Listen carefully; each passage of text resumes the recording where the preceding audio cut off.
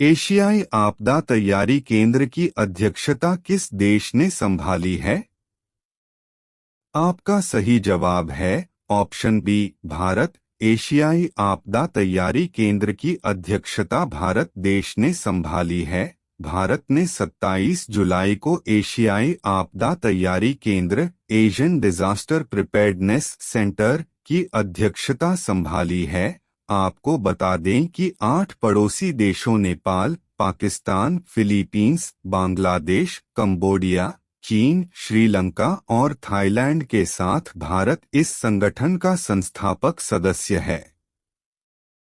NSA Ajit Doval ने कहा BIMSTEC बैठक को संबोधित किया है।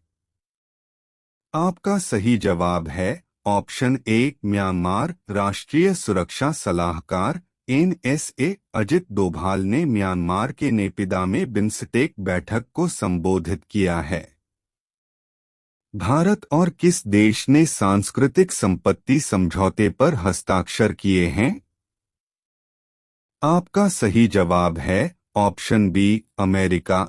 भारत और अमेरिका देश ने सांस्कृतिक संपत्ति समझौते पर हस्ताक्षर किए हैं। भारत और अमेरिका ने 26 जुलाई को अमेरिका से चोरी हुई भारतीय कलाकृतियों को वापस लाने के लिए एक सांस्कृतिक संपत्ति समझौते पर हस्ताक्षर किए हैं। यह अमेरिका के साथ भारत का पहला सांस्कृतिक संपत्ति समझौता है। न्यायमूर्ति बी.आर. गवई द्वारा विशेष लोक अदालत सप्ताह का आयोजन कब से शुरू होगा? आपका सही जवाब है ऑप्शन बी 29 जुलाई। न्यायमूर्ति बी.आर. गवई द्वारा विशेष लोक अदालत सप्ताह का आयोजन 29 जुलाई से शुरू होगा। सर्वोच्च न्यायालय के न्यायाधीश बी.आर. गवई ने नागरिकों को 29 जुलाई से शुरू होने वाले शीर्ष अदालत के विशेष लोक अदालत सप्ताह में भाग लेने के लिए आमंत्रित किया है। नीति आयोग की 9वीं शासी परिषद बैठक की अध्यक्षता कौन करेंगे? आपका सही जवाब है ऑप्शन सी नरेंद्र मोदी। नीति आयोग की 9वीं शासी परिषद बैठक की अध्यक्षता नरेंद्र मोदी करेंगे। प्रधानमंत्री नरेंद्र मोदी 27 जुलाई को राष्ट्रपति भवन के सांस्कृतिक केंद्र में नीति आयोग की 9वीं शासी परिषद की बैठक की अध्यक्षता करेंगे। इस वर्ष की थीम विकसित भारत 2047 है, जिसका मुख्य फोकस भारत को एक विकसित राष्ट्र बनाना है। हाल ही में शोधकर्ताओं ने भारत के किस क्षेत्र में मैग्नेटोफॉसिल्स देखे हैं? आपका सही जवाब है ऑप्शन डी लद्दाख। हाल ही में शोधकर्ताओं ने भारत के लद्दाख क्षेत्र में मैग्नेटोफॉसिल्स देखे हैं। शोधकर्ताओं ने भारत के लद्दाख में रॉक वार्निश परतों में मैग्नेटोटैक्टिक बैक्टीरिया द्वारा उत्पादित चुंबकीय कणों के जीवाश्म अवशेषों मैग्नेटोफॉसिल्स की खोज की है। ये प्रोकैरियोटिक जीव पृथ्वी के चुंबकीय क्षेत्र के साथ संरेखित होते हैं और मीठे पानी और समुद्री आवासों में पाए जाते हैं।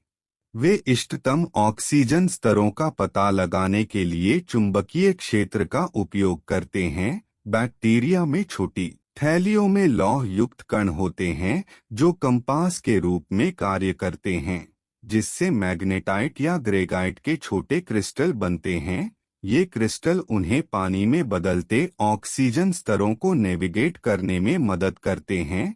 माना जाता है कि ये सूक्ष्मजीव पृथ्वी के सबसे शुरुआती निवासियों में से हैं। हाल ही में किस मंत्रालय ने उन्नत स्टील आयात निगरानी प्रणाली SIMS 2.0 लॉन्च की है? आपका सही जवाब है ऑप्शन सी इस्पात मंत्रालय। हाल ही में इस्पात मंत्रालय ने उन्नत स्टील आयात निगरानी प्रणाली SIMS 2.0 लॉन्च की है। इस्पात मंत्रालय ने स्टील आयात निगरानी प्रणाली SIMS 2.0 पोर्टल लॉन्च किया, जिसमें पारदर्शिता और जवाबदेही को बढ़ावा देने के लिए सुसंगत और प्रामाणिक डेटा के लिए एक मजबूत डेटा प्रविष्टि प्रणाली है। केंद्रीय इस्पात और भारी उद्योग मंत्री ने लौह और इस्पात क्षेत्र के लिए सुरक्षा दिशानिर्देश का दूसरा खंड जारी किया, जिसका उद्देश्य सुरक्षा मानकों को बढ़ाना और दुर्घटनाओं को कम करना है। 2019 में शुरू किया गया सिम्स विस्तृत इस्पात आयात डेटा प्रदान करता है, नीति निर्माण और उद्योग के विकास में सहायता करता है। एपीआई एकीकरण और डेटाबेस कनेक्शन के साथ सिम्स 2.0 गुणवत्ता नियंत्रण, जोखिम प्रबंधन और इस्पात आयात के सीमा शुल्क विश्लेषण में सुधार करता है, जिससे घरेलू इस्पात उद्योग को लाभ होता है। हाल ही में किस संगठन को शमन और अनुकूलन परियोजनाओं के वित्तपोषण के लिए ग्रीन क्लाइमेट फंड से $215.6 मिलियन के वित्तपोषण की मंजूरी मिली? आपका सही जवाब है ऑप्शन डी, सिडबी। हाल ही में सिडबी संगठन को शमन और अनुकूलन परियोजनाओं के वित्तपोषण के लिए ग्रीन क्लाइमेट फंड से $215.6 मिलियन के वित्तपोषण की मंजूरी मिली। भारतीय लघु उद्योग विकास बैंक (SIDBI) को शमन और अनुकूलन परियोजनाओं (FMAP) के वित्तपोषण के लिए ग्रीन क्लाइमेट फंड (GCF) से $215.6 मिलियन मिले। GCF दुनिया का सबसे बड़ा समर्पित जलवायु कोष है, जिसकी स्थापना 2010 में COP16 में की गई थी और यह UNFCCC के तहत संचालित होता है। यह लचीले वित्तपोषण समाधानों का उपयोग करके विकासशील देशों में परिवर्तनकारी जलवायु कार्रवाई का समर्थन करता है। FMAP कम उत्सर्जन जलवायुचीली प्रौद्योगिकियों के लिए MSMEs को लगभग 10,000 रियायती ऋण प्रदान करेगा, जिसका लक्ष्य ग्रीनहाउस गैस उत्सर्जन को 35.3 मिलियन टन कम करना है।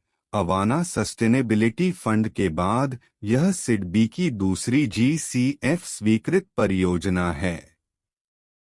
विश्व की सबसे ऊंची सुरंग शिंकुनला टनल का निर्माण कहाँ किया जा रहा है? आपका सही जवाब है ऑप्शन बी, लद्दाख। विश्व की सबसे ऊंची सुरंग शिंकुनला टनल का निर्माण लद्दाख में किया जा रहा है। 26 जुलाई 2024 को प्रधानमंत्री नरेंद्र मोदी ने लद्दाख के कारगिल में पहला विस्फोट कर दुनिया की सबसे ऊंची सुरंग के निर्माण की शुरुआत की थी। शिंकुनला सुरंग 4.1 किलोमीटर लंबी होगी, जिसमें जुड़वां ट्यूबें होंगी और यह निमुक दुमदारचा रोड पर लगभग 15,800 फीट की ऊंचाई पर स्थित है। यह सुरंग लेह को साल भर कनेक्टिविटी प्रदान करेगी, सशस्त्र बलों और उनके उपकरणों की आवाजाही में सुधार करेगी और लद्दाख में आर्थिक और सामाजिक विकास को बढ़ावा देगी। हाल ही में CRPF का स्थापना दिवस कब मनाया गया है? आपका सही जवाब है ऑप्शन बी, 27 जुलाई। हाल ही में CRPF का स्थापना दिवस 27 जुलाई को मनाया गया है। केंद्रीय रिजर्व पुलिस बल CRPF का स्थापना दिवस 27 जुलाई 2024 को मनाया गया। इसी दिन केंद्र सरकार के सबसे बड़े अर्धसैनिक बल CRPF को भारत के ब्रिटिश शासकों द्वारा 1939 में क्राउन रिप्रेजेंटेटिव पुलिस के रूप में स्थापित किया गया था। हाल ही में किस IIT ने सुंदर पिचाई को डॉक्टर ऑफ साइंस की उपाधि से सम्मानित किया है? आपका सही जवाब है ऑप्शन सी, IIT खड़गपुर। हाल ही में IIT खड़गपुर ने सुंदर पिचाई को डॉक्टर ऑफ साइंस की उपाधि से सम्मानित किया है। हाल ही में कारगिल नायक कैप्टन हनीफुद्दीन की प्रतिमा का अनावरण कहाँ किया गया है? आपका सही जवाब है ऑप्शन बी, केरल। हाल ही में कारगिल नायक कैप्टन हनीफुद्दीन की प्रतिमा का अनावरण केरल में किया गया है। हाल ही में कहाँ मंडेला विरासत स्थलों को यूनेस्को विरासत का दर्जा मिला है? आपका सही जवाब है ऑप्शन सी, दक्षिण अफ्रीका। हाल ही में दक्षिण अफ्रीका में मंडेला विरासत स्थलों को यूनेस्को विरासत का दर्जा मिला है। हाल ही में भारत और किस देश ने त्वरित प्रभाव परियोजना और डिजिटल समाधान पर समझौता किया है? आपका सही जवाब है ऑप्शन ए, लाओस। हाल ही में भारत और लाओस देश ने त्वरित प्रभाव परियोजना और डिजिटल समाधान पर समझौता किया है। हाल ही में किस राज्य में थिंक टैंक ग्रेट की स्थापना की जाएगी? आपका सही जवाब है ऑप्शन बी, गुजरात। हाल ही में गुजरात राज्य में थिंक टैंक ग्रेट की स्थापना की जाएगी। ओडिशा सरकार ने वित्त वर्ष 2025 के लिए 2.65 लाख करोड़ रुपए का बजट पेश किया। आरबीआई ने शहरी सहकारी बैंकों की वित्तीय स्थिति सुधारने के लिए पीसीए फ्रेमवर्क पेश किया।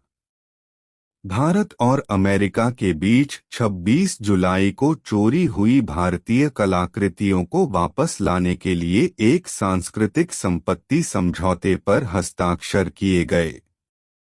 पहला व्यापक जलवायु परिवर्तन कानून दक्षिण अफ्रीका द्वारा पारित किया गया। पेरिस ओलंपिक 2024 26 जुलाई 2024 को फ्रांस में शुरू हुआ। टाइफून गेनी से चीन के फुजियान प्रांत के शहरों में तेज हवाएं और बारिश हुई। भारत ने एशियाई आपदा तैयारी केंद्र एडीपीसी की अध्यक्षता संभाली है।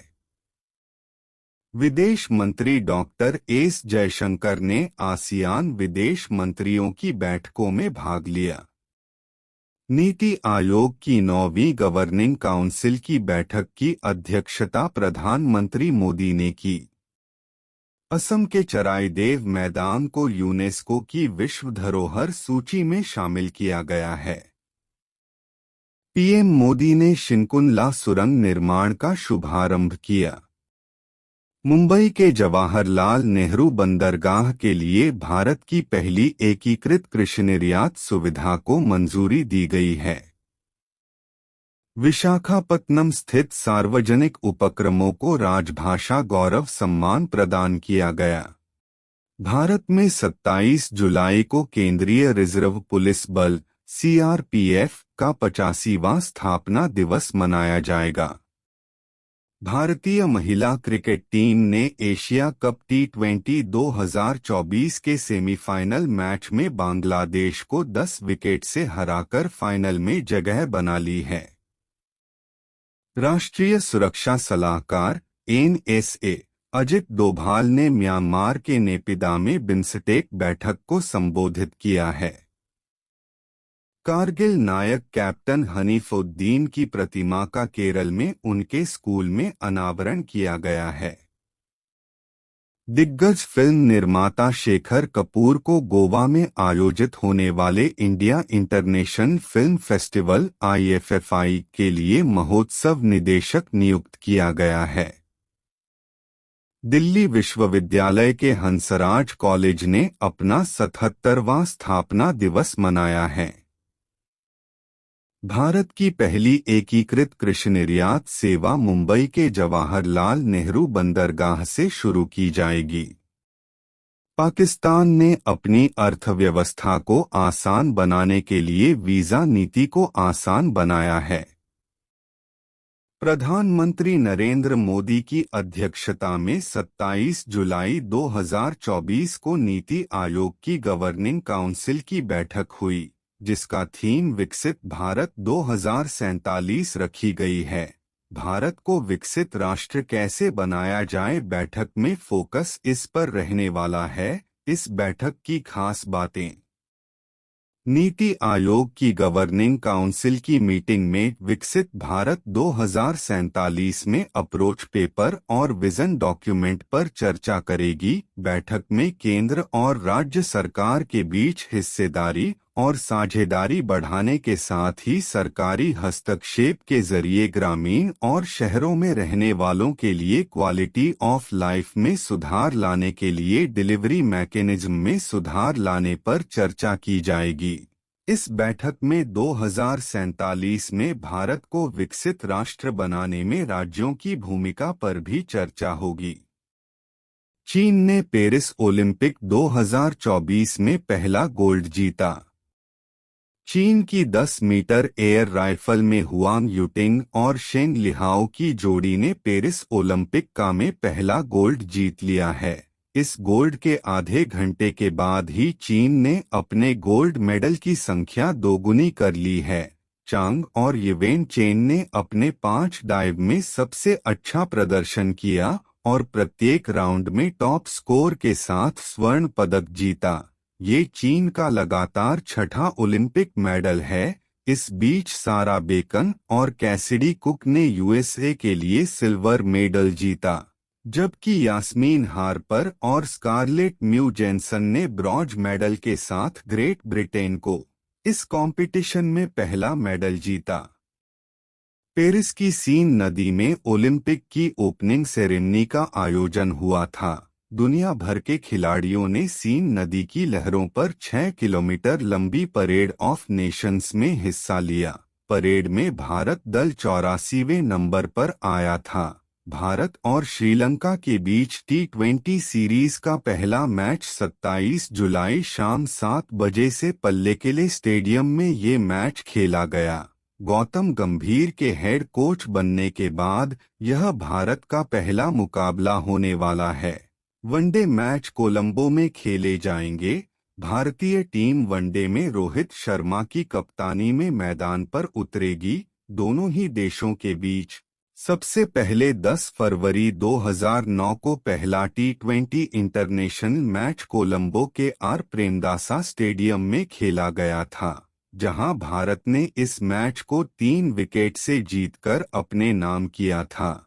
श्रीलंका के तेज गेंदबाज सुरंगा लकमल ने स्टेडियम में पहली अंतर्राष्ट्रीय क्रिकेट गेंद पर क्रिस गेल को LBW आउट किया था। 3 स्टेटस ने की अग्निवीर पुलिस भर्ती में रिजर्वेशन की घोषणा।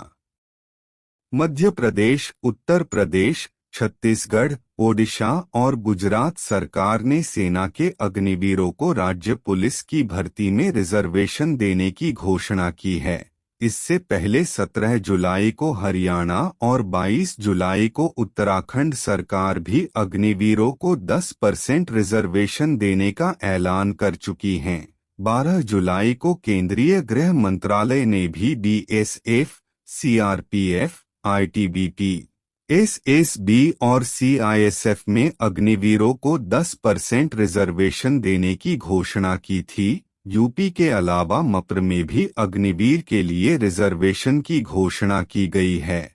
मुख्यमंत्री मोहन यादव ने शुक्रवार को कहा कि उनकी सरकार ने PM मोदी की इच्छा पर मप्र सरकार ने पुलिस और सशस्त्र बलों में अग्निवीरों को रिजर्वेशन देने का फैसला किया है।